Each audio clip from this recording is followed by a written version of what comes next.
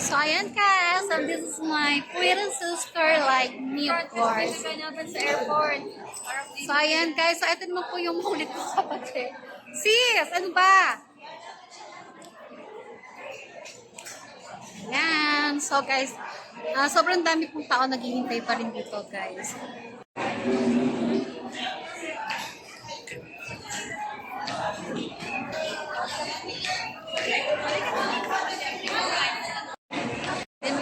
Alin ba? Sinasabi mo kasi yan. Nakakainis eh. Ano ba bibilin? Ano ba gusto mong bilhin?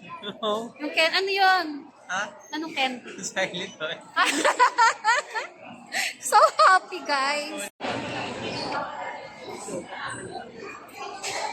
So, ayan guys. Ilang years na ulit bago sila magkita.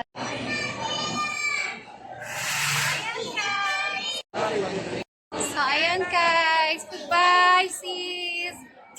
Love you. Bye-bye. So guys, ito na yung pinakamasakit na part na na-experience natin every time na maghahatid tayo dito sa airport. So, kailangan na pong maghiwalay. So, ayan guys. Ito po si Baby Mary. Ayan. Pero babalik din naman ang mami niya sa next year, July. Namimiss mo ba si mami? Yes. Diba? So pretty ng pamangkin ko, guys.